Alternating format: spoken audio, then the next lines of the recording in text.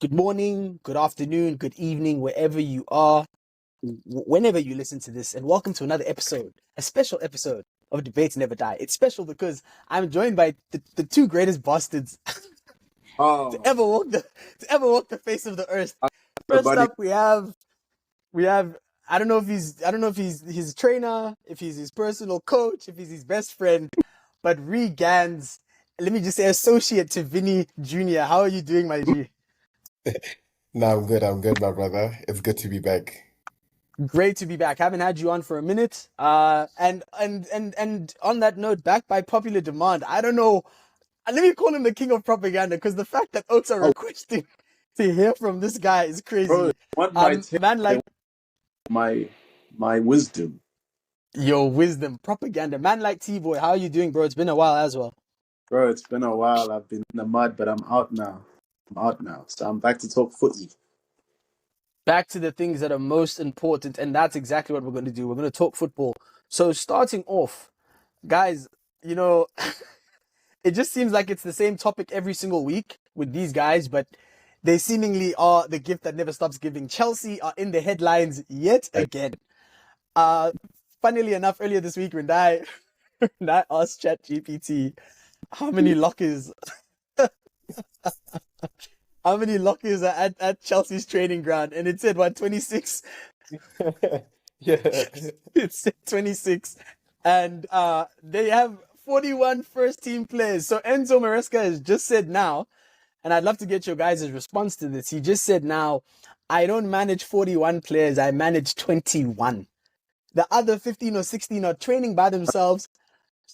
What is your reaction to a manager making such a statement like that? Tobi, you're shaking your head for the listeners there. What you have to say to Enzo for that statement? How do you think it's going to help or take away from the team?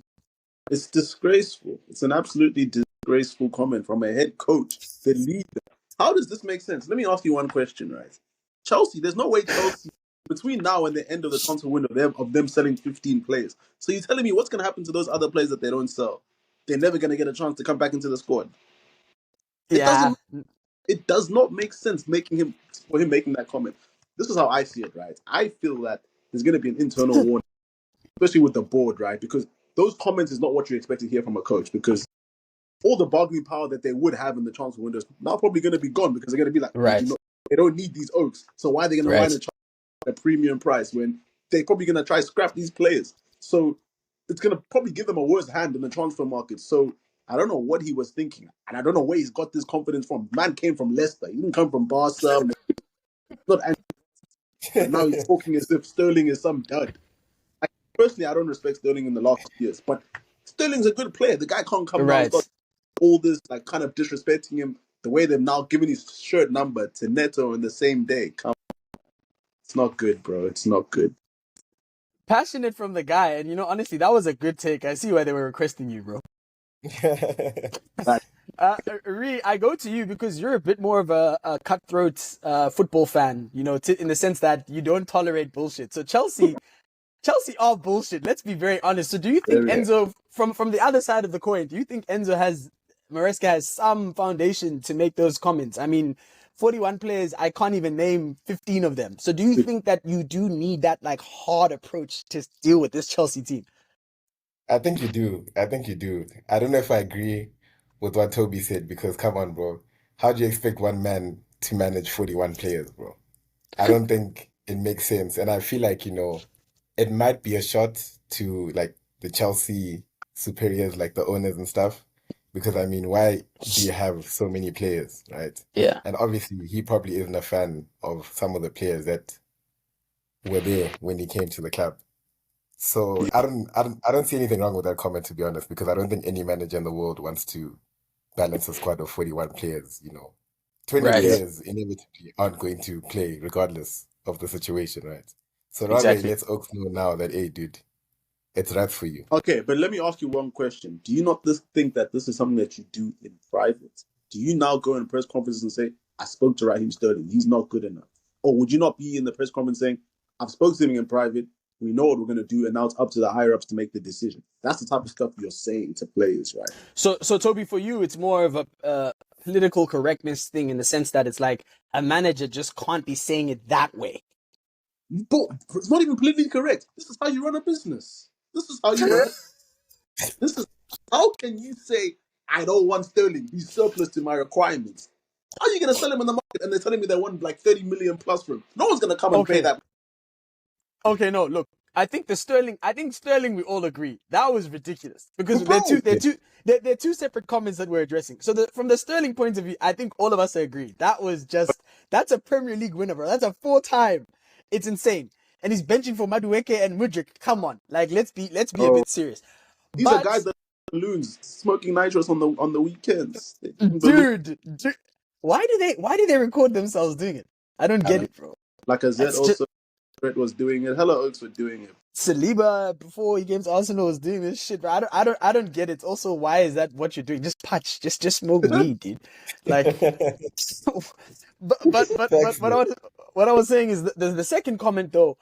I think I kind of agree with Rindai because you've both highlighted the same thing from different perspectives.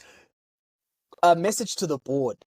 I think Tobi, you're looking at it from the perspective of it like discombobulating the Chelsea system. But I agree with Rindai in the sense that he's saying, now fuck you guys, because I'm not going to be another coach who falls victim to your mismanagement. So he's making it very clear to the public that these players coming in, it's not me.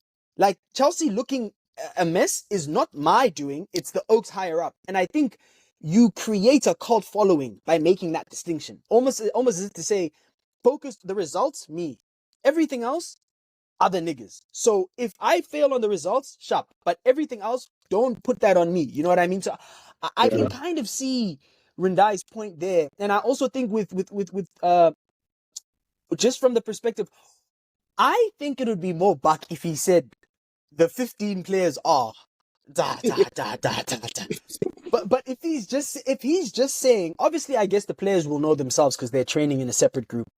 But I was thinking from the perspective of it's also like it's a public service announcement. Oaks, there's 41 of you, but don't get comfortable. Only 21 are gonna ride with me. The rest of you, so make sure you're in that 21. I don't know what's happening on the training ground, but even from the perspective of sending a message, I'm kind of hearing it. Tobi, I go to you because you said you give Enzo 12 months. So do you think that like, okay, this is perfect. Let's look at how he's running the club. It's only been a few months, but let's look at that and now look at the City result. Did you see anything in that City game that gave you hope that we could just be dealing with like a new Mourinho in the sense that he's just doesn't say the right things, but he gets the job done? So what job did he get done, may I ask, that you're talking? I think he competed, dude. I think this game, you know what I mean? He didn't embarrass them, at least. He didn't embarrass them. But let's not forget, this was City's first game. Rico Lewis was starting. It wasn't really Oaks. Didn't look like the best. City didn't really get out of first gear, from my opinion. Right. Agreed. Most of the game, right? So, yes, I don't want to say he's gonna fail or something like that. But what we need to remember is that, okay, maybe I can ask this question first. Why do you think it was that Poch got sacked? Or do you think it was maybe a clash between him and the board, him and the top executives? That was probably what I thought it was.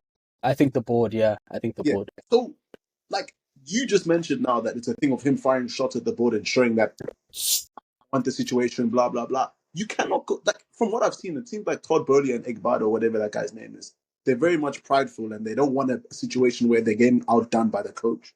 That's just what I'm using the Poch, for example, right? So you're saying now that, oh, he wants to do this, he wants to do that against to show that the board, show the F finger to the board or whatever. He's going to fail at the end. You can't compete against those guys because if you go against them, at the end of the day, you're going to fail, bro. So which is why I'm saying if he has this attitude where he's going to, I guess, create friction within the club, I'm giving him 12 months because that's not going to last long. They'll find someone else, bro. That's how I see it personally. Reed, do you agree? For me personally, I think he probably had had this conversation with the board and with the players before he actually said it in the press conference. I'm sure he told Sterling that, hey, dude, you're not going to play. I'm sure he told the board that, yo, there's no way I can manage this many players, right? And also, sorry to go back to the whole Sterling point, right? I honestly don't think, it's that crazy for him to say he doesn't want Sterling. Because at the end of the day, how old is Sterling now? I think he's like 32, 30. How old is he? Yeah, I he's don't know how old definitely he is, early. Let but me get his age. 29. 29. Oh, So damn. he's young. Damn. Yeah, Yeah, yeah. he's Oh, young. But yo, nine, he's... But they really so, signed sorry, this guy. Hold on, Toby. Just let Rindai finish, then we'll come to yeah. you. My point is that Sterling, we've seen the best of Sterling, right? We know what he Mhm. offers. Yeah, he's We done. can't say the same about Madueke. We can't say the same about Modric. Not saying that they're better players than Sterling because I don't believe that. But clearly, he knows that, you know what, that's not the type of player that he wants. Because Sterling is not going to surprise us and, show us a different version of him this season. I don't think any of us believe that. Okay, so you're saying more he's doubling down because those are his exact words. He said Sterling is not my Yeah, type of winger. So I'm assuming that means he doesn't like end product wingers. He likes people who can play in like 2/3 minimum. So you think he's yeah, just prioritizing longevity and like a future as opposed to a more refined player in Sterling. yeah, yeah. So Toby, 100%. actually Toby, I just finish what you were gonna say and then I'll ask you this question. I actually forgot what I was gonna say. I won't lie, it's gone now. Okay, When it nah, comes to I'll raise it again when it comes back. yeah, no, please do. All that nonsense in your mind, I can see it's confusing you. But but I was gonna say Sterling is in a really weird place because Rindai makes a good point. Like, what do you make of Raheem Sterling? And this will be like, I guess, closing thoughts on Chelsea. But what do you make of Raheem Sterling? He's only 29. Like, that was a shock to me. He's only 29, probably the most experienced winger in the Premier League. But it Yeah. seems like he's not a fit anywhere. Do you think he's a system player? Do you think he has something to prove? Like, what are your, just, it's a very broad question, but what are your views on Sterling? I don't know. I think last season, bro, he was terrible. He Yeah. was very terrible. And like the thing is, we know what he can do. I know we want. I know we hate it when people say on his day FC or whatever. But actually, when he's playing at full throttle, we know what Sterling was. I think it was the season before when we saw glimpses of what he could actually do. He was turning up. We saw him running at players. End product wasn't the best, but we saw that there was something coming through. And whether he's a squad player, I don't think. I think he starts at Tottenham. He starts at maybe not West Ham. Well, he could probably start at no. Could he start at West Ham? I don't know. But he'd start at Tottenham. There's clubs he can go to and still shut. Newcastle. Newcastle. Yeah, you can start at Newcastle definitely. So like, I wouldn't Yeah. say he's done. I think he's done at the top level where he won't be given as many games because I don't know if managers are still able to trust him. But Mm. I do think there's still something there. And if not, there's always Turkey. There's places. Yeah. places I think you we should can catch go Serie to. A We can go personally. play with. We can play with Zaha, Galatasaray. There's Oaks. There's places where. Yeah, no, I think. Sorry, just closing, and then we'll move on. I just think I think in a really fucked up way, he has suffered from Pep. Because you say on his day, Oaks, I don't know what that looks like. Like if you tell me Pogba on his day, I know that means he is covering every inch of the pitch. He's taking players on, he's hitting diags, he's attacking the box, third man runner. Like I know what Pogba on his day looks like. I know what Ozil on his day looks like. What does Sterling on his day look like? Oh, Like terrorizing defenders. He's like Nah, he's taking. one v terrorizing one. Toby. You think Sterling one v Terrorizing. one is serious?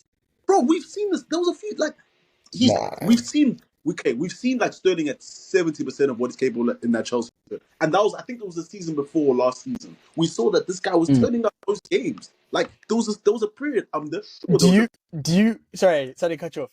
Can you name one like dribble that you remember of Sterling's where you're like, yo, like he okay. dribbled that guy? Going like this, when he's going like this and he's running at Oaks, like he just like drags the ball to the left What and then did he you crosses know? that. Bro. I'm telling you, I don't. Okay, you know what? I'll post it on Twitter. I'll post it now at DND Please and I'll do, please do. add find the Please compilation do of him in now. a Chelsea Please. shirt. I think because you know what it is, bro. I'm not even speaking to Chelsea. I'm just saying, even at City, like what I remember Sterling for at City was just scoring clinical big goals, like just technical security, whether it's across the face of goal, like tapping it in or hitting that curler, like the one against Spurs that got cancelled out. But it's like I don't think he is a pure winger anymore. I don't think Sterling can play in a system. He's kind of like Ronaldo near the end of Madrid, where it's like you're there to score goals. You're there in the final third to cause havoc. But in the middle of the pitch, if Sterling picks the ball up, I'm not scared. And he's terrorized my club, but I'm not scared. So I just wanted to point that out before we move on. I think Sterling is in a very weird place, both internally but also externally. Anyways, moving on. Since we have you here, Tobi, Man United obviously won this weekend. Liverpool won this weekend too. I grouped them together because I personally, when writing up this topic, I think Arne Slot's arrival is going to have some bearing on how we receive Ten Hag this season. What do you make of that, that sentiment that there being another Dutch manager in his first year could influence Ten Hag and how we receive him this season? Do you think that adds any pressure whatsoever to your great manager?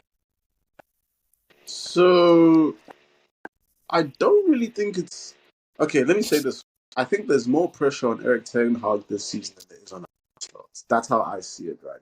Well, most people that are, I guess, rational and are understanding of the way football works will be like, okay, you know what, Arne Slot first season, we're not expecting too much. We understand there's going to be a transition period to a new squad. You haven't signed that many players. You're working with old players, maybe ones that you don't want. So we're not going to expect too much of you. Whereas Ten Hag, on the other hand, we're expecting big things. Personally, I need something. We're signing Oaks. We're signing a lot of decent guys. We're going to get about 4 signings this season, and they're of a high quality. They're going to raise the ceiling of the squad as a whole. So I'm expecting big things, right? So in terms of... But Tobi, qualify big things. Okay. We finished with this trophy last season. I'm expecting a trophy this... Which one? Which one? European. What? Europa. Yes. Okay, Europa League. And position on the table? I've said this, second or third. Anything less than that would be a failure in my own eyes. In my eyes. Okay. All right. So carry on. You were saying you expect big things. Yeah. I expect big things. So like I'm saying, that's the pressure I don't think is as much on a Slot as it is on Ten Hag. But your question in terms of him coming in and doing a good job, having a style of play in comparison to Ten Hag, who came from the same league and hasn't shown as much, we will have a point there because we know football fans, we know the way Twitter works, we know the way pundits work. They'll be like, Arne Slot's come in, we've seen his style of play, etc., etc. So there is pressure on a Slot as well in that regard, that we want to see something different because we know that, I guess, Dutch managers coming into the Prem haven't had the best reputation. So horrible. Frank de Boer, Frankie de Boer, yeah. And Ten Hag, in terms of the way he plays now, it's not really nothing we expected to see that we saw at Ajax. Even at Feyenoord, his team, Arne Slot's team in Feyenoord was pretty good. So the way they played was actually was pretty good as well. So I guess you're right in the sense that if we see a lot more from Arne Slot than we did from Ten Hag, then Ten Hag is in deep trouble. Rindai, I want to go to you quickly because Tobi said, don't have a lot of expectations on Liverpool. So I can hear him from the perspective of new manager, one of the greatest managers ever just leaves, right? You have to be measured. But do you think, given the squad that he's inheriting, he's kind of getting off light? Because if you look at that Liverpool team that played against Ipswich, for example, it's the same names. Alisson, Van Dijk. Van Dijk was balling, hit that long ball, I think it was for Salah's goal. Gravenbach, Zobo, Salah, Jota, Diaz. Do you think Arne Slot we should be kind of looking at and saying, dude, you have to cook something? No, definitely. I think Liverpool have to get top 4 minimum because at the end of the day, as much Klopp left, and we all know that Klopp is one of the greatest Premier League managers of all time, but the squad is full of winners, bro. Those guys know how to win. Most of those guys know what it takes to win, Right. They've not only won the Premier League, most of them have won the Champions League too. So for me, I think they definitely have to get top 4. And going back to Ten Hag, I feel like it's 2 contrasting situations. But I think there's also a lot of pressure on Ten Hag because, he's had enough time to buy the players he wanted to buy, right? He's had enough time to build the squad, Yeah. So now this season, there are no excuses, bro. Like There's Tobi no said, excuse. top 3. Yeah, and I feel like, he's lucky to still be managing United because a Lucky. lot of people wanted him gone after last season. So I feel like this is his final chance, and he has to do something. Yeah, no, let's roast Tobi a bit. Top 3 as your measure for a good season is ridiculous. I won't lie. Because he's spent how much now? Like 300 mil in year 3. What do you want me to say? Challenge for the title or win it. Yeah. Win it, bro. City will win. Like, that's clear. So you guys are too deluded. You Arsenal fans. There's no one winning. It's City or nothing. Like, I don't know when you guys will never learn. No one is gonna beat him, bro. Dude, all I'm saying is this.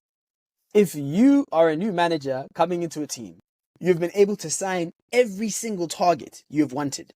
Yeah. How on earth is your barometer for success in year 3 to finish in the top 3? You see this thing? It's fullback. Your chest. Speak with it.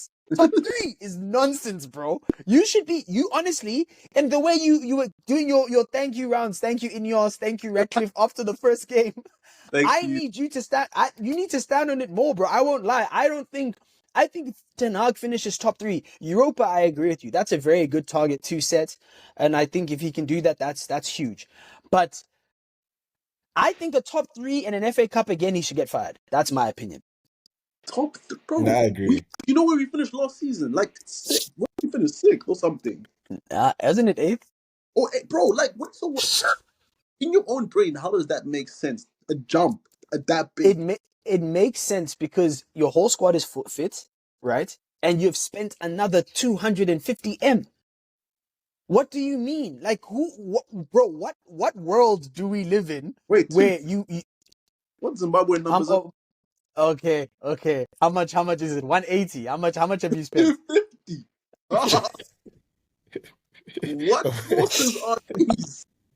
How much have you spent this window? 170. Okay, I'm sorry, right? 170. I'm sorry, you added just a whole nother player onto that number. Oh, okay, wait, no, it's not even. It's 164, 165, yeah. Right? Cool. That's a lot of money, dude, my point is, okay, cool, right? You're right, but still, bro, like, you can't tell me that a top 3, like, the reason we gave Arteta this much grace, right, is because he inherited Socrates and Holding were your centre back pairings. Like, dude, can we talk about like the extent of how bad it was? So we gave him that because first it was clearing out Deadwood. Say that again. Remember when Neville said those 2 players are uncoachable? Uncoachable, dude. Bro, fathers, uncoachable. So you've now got to clear out the Deadwood and then, imprint your style of play, etc. Ten Hag has spent close to 400M. In year 3. Wait, hold on. He came 22-23. Oh my goodness gracious. This guy spent close to 600 million. I don't think we can look at him and say baby steps. I think the jump this year has to be huge, or it's time to start looking at potential replacements. And I think Radcliffe has that mentality. Do you think this new board will be as patient with him as the others have? Well, I mean, top 3. I think, okay, I don't want to sound like some entrepreneur, serial businessman, but there's progress, bro. From 8th to 3rd, and a trophy. That's like, okay, there's substantial progress being made here. So if he does that, they'll probably be like, okay, next season, then we have to start challenging. Then next season, if you don't challenge, then it's a completely different story because you'll be seen as going backwards. You're not doing as well as you should, which is why you're accepting that top 3 and a trophy. So you're accepting that you guys aren't going to challenge this season. I'm accepting it though, because I just don't think we have the minerals yet, personally. That's ridiculous. I won't even lie, dude. Like, no. This is. I don't think we'll be bro. there. I think we're gonna go down to the wire like we did, like Arsenal City last time. Okay, you know what? We're fighting hypotheticals, yeah. Thank you for setting your clear expectations, though, so we can judge you off of those. We can move swiftly along. And Rindai, I know you've been bored, so let's talk about Real Madrid. Thank you. Game against Mallorca ended 1-1. What were your takeaways from that game? How do you feel your new Galacticos are doing? Now, I'm still confident that we're gonna win La Liga, Champions League for sure. We're going back to back. I think it just showed that when we're playing against a very defensive team, like a team with a low block, we're going to have to try switch things up. I don't think, that whole Mbappe, Vini, Rodrigo all playing left wing is a problem against a team that's actually going to compete and attack with us. You get me? Right. Because Right. it worked very well against Atlanta. But Right. against Mallorca, bro, I don't know if you guys saw like the photos. Yeah, I watched the game. Mbappe had the ball in the box and there were like 10 people like in the box. And I think that's La Liga for him. You get me? That's La Liga for you. So I think it'll only be a big problem against the smaller teams, and that's why I think we should start considering playing guys like Arda, for example. But I don't think we played badly. The only criticism I have is of Ancelotti because I think he made the subs way too late, and also bringing Modric on first. I didn't really agree with that decision. Like Modric is old, bro. Not saying that he has nothing to offer. But I don't think that should be the first player you should be bringing on when you've got Arda, you've got Brahim, guys who have proven, that they're impact players. Right. Yeah. Right. I think, yeah, I caught the game, caught the second half, watched the full extended highlights to get a better feel of the game. You guys know how I feel about a team that isn't balanced, and I just don't see this Real Madrid team as balanced, especially in this formation. But one thing I will say, two observations. One, these players, I don't know if you guys saw the halftime when they were coming out, because that's when I started watching. These guys really like and respect each other. Like Jude, Mbappe, Vini, Rodrigo, from interactions, you can see there is like, let's go and be great. There's that energy that they have. So I think that will carry you guys a long way this season. And it's made me reassess my perspective where I said it's going to be a completely, crash and burn. I think that camaraderie, if it is genuine, can carry you a long way. But the second thing is, my God, teams want to beat you guys, bro.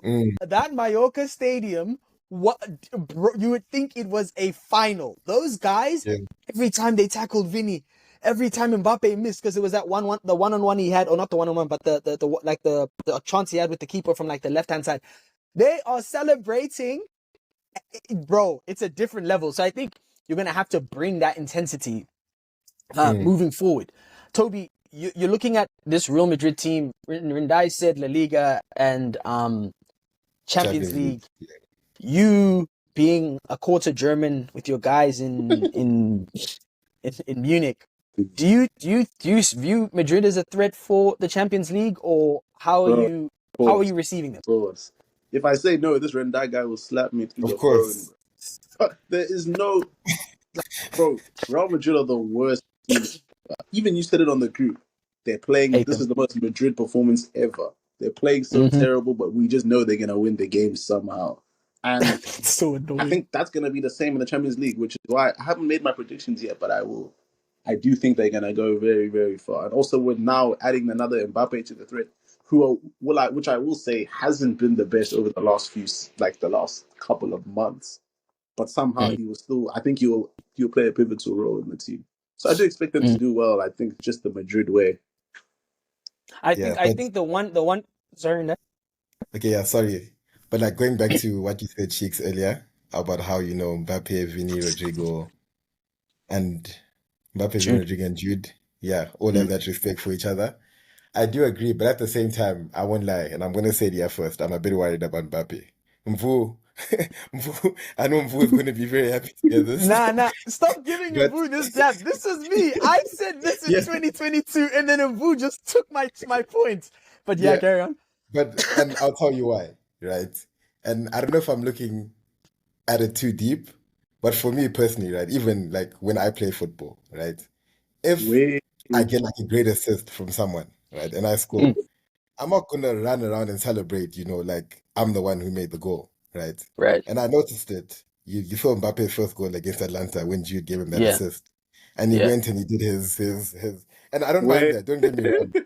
But I'm just like, yo, bro, like, you guys are a team, go to Jude first, go to Vinny first, go to Rodrigo. Right. Wait, I've got something to say. Rindai, I saw a video of you at 5-a-side. You went to the said, what now? When you scored. Did you not do that?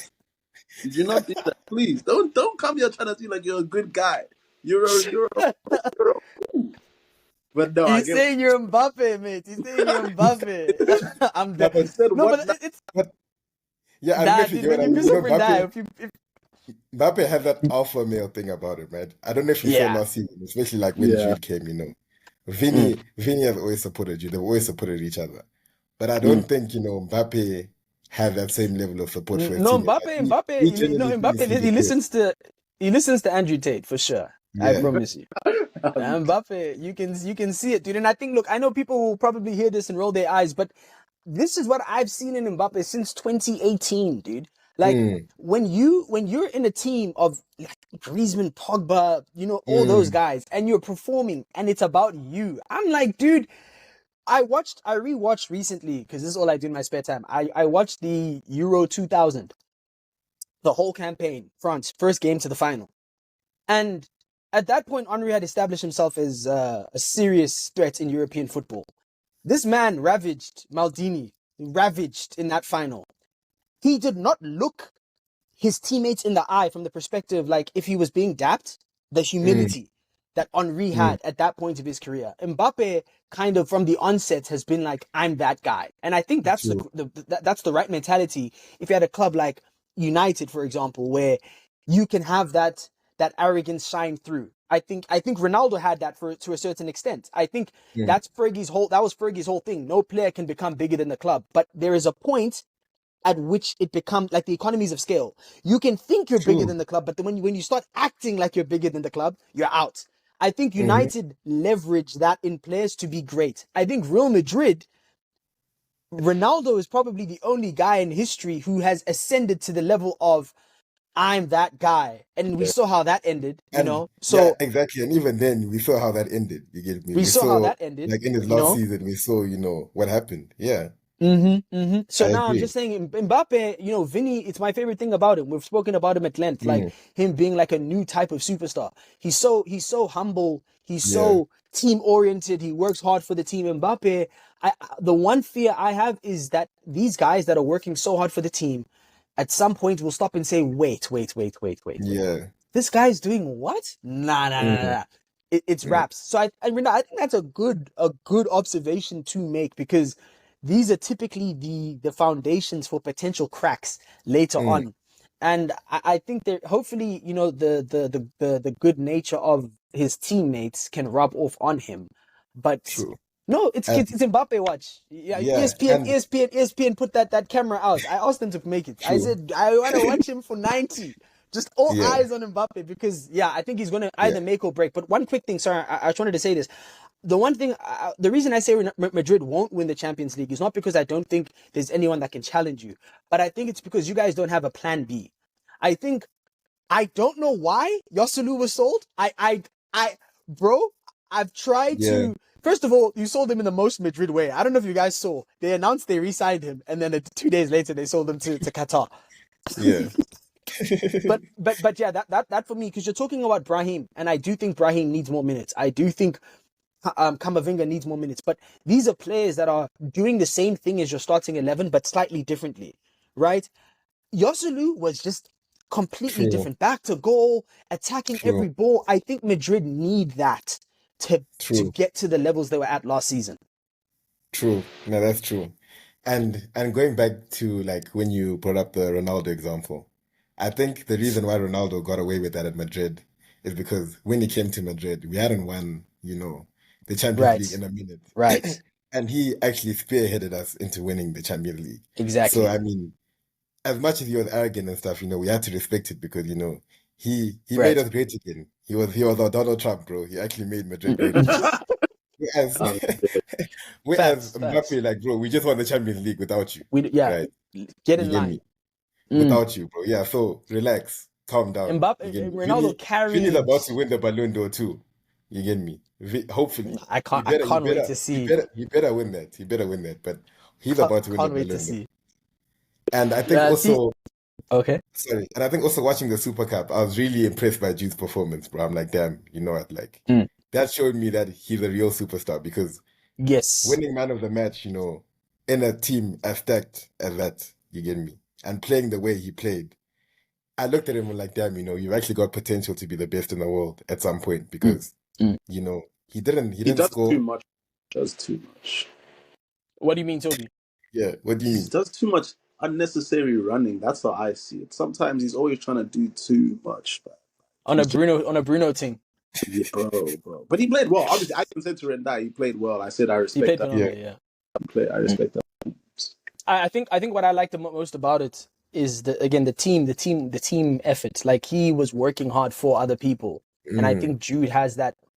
I think it's just a Gen Z thing where niggas just see the TikToks, you know, the edits where they're like, belly goal. He sees it, That's what I and was sometimes exactly, bro. You see, yeah.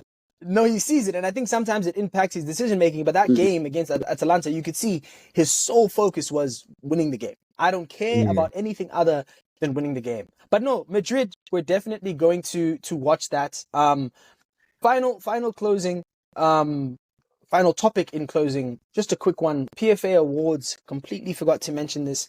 Toby, how painful is it seeing Arsenal do this? Like, does it like keep you up at night, bro? Because as we know, there was 3 Arsenal players, 4: Raya, nice. Gabriel Magalhaes, Saliba, and Odegaard, and Rice. 5. Oh my God, we are on top. So, Congrats. Toby, first of all, how do you receive the 11 that were nominated, and what are your takes on the team?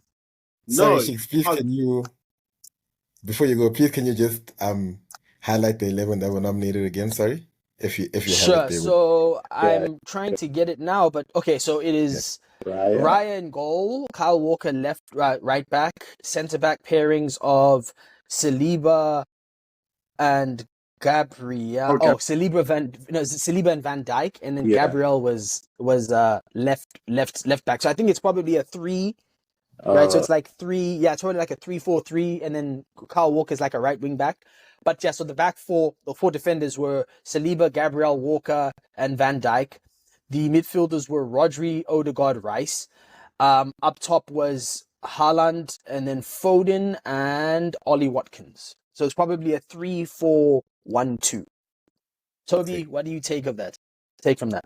Now, first of all, congratulations to you, Rindai, Mvu, Kanya. Don't congratulate that fake Arsenal fan, Rindai. I didn't know you guys won the PFA trophy. Congrats, bro. I did not know there was a trophy for the most players in the PFA team. Like, I didn't even know. Congratulations to man. you. I didn't know you can add that to your trophy cabinet. 5 players in the PFA team. But all honesty, last season Arsenal were very, very good, man. I guess the matches against Fulham, who was it? Fulham, Aston Villa. That's where the guys got let down, right? I think. Yes. Yes. Hey, Villa, fuck us, yo. I think all the players we've listed, the Arsenal players more specifically, they all played insanely well. I think what I will give you daps was for Gabriel, because I always said he was a bozo. I always thought he was a bozo. I guess last season they got rid of that gene a little bit. A lot actually, a lot. I don't think he had a lot of bozo. No mistakes. Literally no mistakes all season. Yeah, a lot of bozo. So I think there I will say, okay, fair enough. You said there was a player there, and I doubted you as always. So sorry, Sheiks. But in terms of the other players, Odegaard, Rice, obviously we know that they are insane. But what I will say is that I don't think you guys have really improved massively on that from this season in terms of, I guess the transfer window is not open. So, I mean, it's not closed, sorry. So you probably can bring in more players. But we all know that the things you're lacking, a left centre mid and a striker. Personally, that's how I see it. So, although, I'm sorry, I know I'm going off on a tangent, but I just think that although last season you guys were very well, top-notch, top gear, and like I said earlier in the podcast, that you're going up against Pep Guardiola, who's probably one of the best managers we've seen in the Premier League. So there's not really much more you could have done, right? But I think going into this season, I expected to see a lot more, grit from you guys in terms of being in the transfer market. So I want to say this. I do hold the reservations because the real issue for me, it's not necessarily the squad we have, but the fact that Arteta doesn't trust certain players. So that's always going to pose an issue. But there's one omission from this team that I think you guys probably didn't realize, and that is Bukayo Saka. I did. Right. And I was about to ask Rindai that before you mentioned this. I think his omission from this team is going to be very motivational for him. And if I'm using the first game as a reference, he had a different dude. I've seen, like Saka's been dealing with that ankle knock and those injuries, so he hasn't been at 100% for a Yeah. few months. But yeah, you see, you're part of the limp mafia. But look, if I look at that first game, and I'm saying if that's the Saka we're getting, I'm less worried. I also think Gabby Jesus is going to be so important as a utility player for us going I forward. hope so, bro. I hope Yeah, so. I think he's due. He's due. He hasn't had a season since He like has to. 21-22. That's Yeah. undeniable. He's due a season like that. But now I wanted to say to you though, on Saka being excluded, do you? Okay, so obviously Ollie Watkins, what Villa Yeah. did, he Yeah. has to be there. So it's really a question of Phil Foden. Let me actually change this from Saka to Foden for you. What do we expect of Phil Foden coming in this upcoming season? Do you think we kind of need this guy to have that Bale season? You know, the one he had before he joined Madrid, because he just won PFA Player of the Year and won the Yeah. league. So, what is your expectations for Foden, numbers wise and in terms of actual performance? I think, my expectations would have been high if it wasn't for the Euros. I think after the Euros, we low-key saw that, this guy's a bit of a Stinky, fraud. And to be honest, stinky, looking back at it, I don't know if he deserved the PFA Player of the Year, to be honest with you, right? Rindai, don't Obviously, be so. City won. No, You listen. know the Obviously, City reason won the why. league, right? And Foden came up clutch for them. Don't get me wrong. There were a lot of games where he came through clutch for them. But at the end of the day, I don't think you could say Foden is the best player in the Premier League. I don't think any of us he's ever not. thought that. He's I think not. we were in last season. Yeah. I didn't hear anyone say that, this guy's the best in the Premier League, right? And going back to Saka, I think he's a mission. I hope it motivates him, right? Because I feel like I want Saka to show up and be like, I'm the best player on this team. Like Right. I need to Arsenal carry this needs team. that. We Yeah. need that. Yeah. We obviously know Odegaard. Odegaard is special, but I feel like Saka especially needs to show up and be that guy week in, week out. He needs to be like, I am that guy, right? And I feel like last season, Odegaard, you could see Odegaard was trying to, get that out of him and, try to like let him know that, dude, you have to be the guy, to carry us. But I feel like now this season, especially after the Euros that he had, played well. Like now is the chance, bro. Now is the chance. And I feel like especially towards the end of the season, like that Villa game from last season, those were games where he has to show up and Step carry up. up. Yeah. Yeah. No, I agree. And I think you highlighted Odegaard. I think that's, in terms of leadership, he's up there with the best in the league. I think he Yeah. does an incredible job at not only performing well, but understanding his teammates, because he did try to bring that out of Saka more. And I think Saka needs a bit of Mbappe to him. To Yeah. really start to take, because I think our squad, Mikel's done a great job of creating a squad that is just capable, but we need those guys who, in the tough moments, feel it's their responsibility to get the job done. So I completely agree. Tobi, last thing on the PFA awards, because there was another omission that was significant. And then we can close. Mohamed Salah. Obviously maybe his exclusion is justified because they didn't really do much and they were just better performers. But you really have to say, with his stats last season, and I'm about to pull those up, you can never really feel comfortable. 18 goals, 10 assists in 32 games. You can never really feel comfortable saying the best PL team is one without Mohamed Salah. So what are your expectations for him going into the season? I believe he's like the second fastest player to reach the number of goals he has in the Prem. Just phenomenal consistency. So what are your expectations for Salah going into the season? And do you think he's going to leave as a free agent at the end of the window? Yeah, I think after this season, I think it's going to be a changing of the guard. They're going to bring in a new winger, probably I don't know who it'll be. I'm expecting it to be someone Lookman. from. Sorry, who? Lookman. Lookman. Yeah, he's He would nice, be bro. decent. Yeah, he's nice. I don't know how good his end product is, but he would be decent. I won't lie. But I don't know. Mo Salah lost. Like, you know what the thing is? When I think now of last season, Mo Salah doesn't really come to my mind in terms of some of the outstanding players last season, or some of the standout players. And when I think back, yeah, that's someone that should have been on the list. You mentioned players like you said earlier, Watkins, obviously. Palmer, those guys. Those are players that I think, okay, yeah, those are guys that I think when I was watching last season, I knew they were going to score every game. Or I can comfortably place a bet and say, these guys are going to score, or these guys are going to do something this game. But this season, I expect him to excel in that Arne Slot team because I think from what I've seen and the way I've seen them play preseason and the last game is that he very much depends on his wingers to do most of the job for their attacks. So I do Yes. expect to actually have a big role in terms of the way Liverpool play this season. Him and Luis Diaz as well. So I guess he had a good season. You mentioned 18 goals. I think you said 10 assists, which is an amazing return. Obviously, we're not going to hype it up because it's Mo Salah. We know that he does that on the regular. It's very, very consistent. Expectation. Right. Yeah, as if it's someone like Rashford, we would be saying, okay, that was a decent season. We'd be hyping it up a You lot. would decent. You would be saying Ballon d'Or. You'd be That's talking what I'm about saying. Ballon. We'd be hyping it a lot more. I'd be making TikTok saying, this is the guy. I'd be doing it. So, but Mo Salah, that's just his bread and butter. So I do expect him to excel, especially this season. I don't know. And he's got a head transplant, so he's probably feeding himself too, man. That's the fact. You're Feeding killing me. himself. So No, he's I gonna just be want to feeding. say, just to shout out a Premier League great in Mo Salah.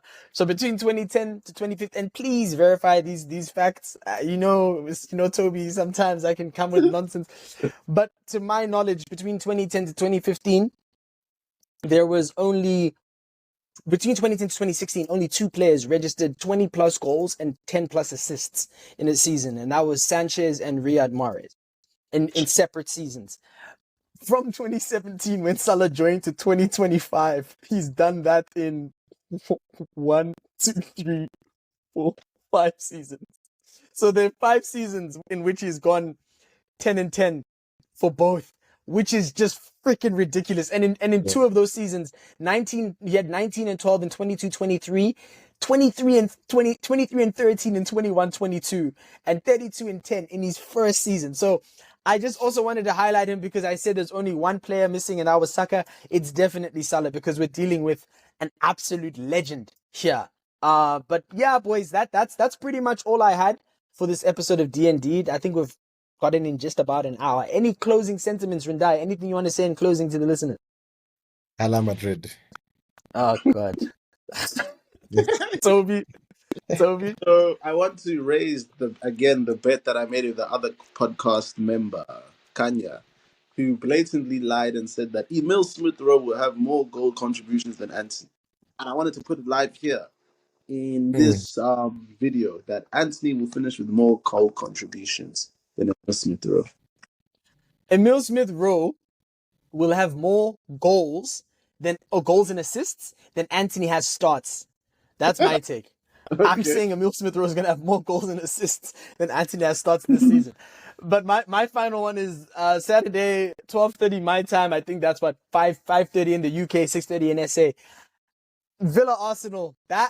There's one game I need to win. I need us to win and win convincingly. It is that game. I absolutely fucking hate that team. They posted the John McGinn goal. They said it's a few things guaranteed in life. Fuck you guys. We need that W. So wait, another week. So if you don't win that game, how do you go? Like, how would you feel for the rest of the season? That doesn't impact anything for you. I think final sentiments. I realized this past weekend, that a lot of niggas start hate watching from game week 1.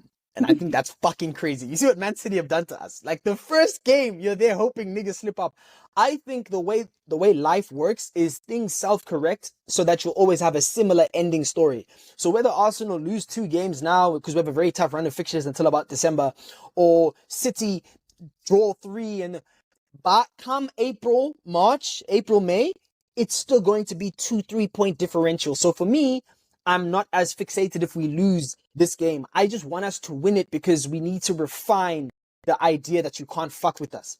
And those games we lost against Fulham and Villa at home were just so disgraceful. So yeah, for me, it's less about making sure we don't lose a game and more so about we need to just send the message. We can lose games, but you must know it was like a lucky, like you won by luck.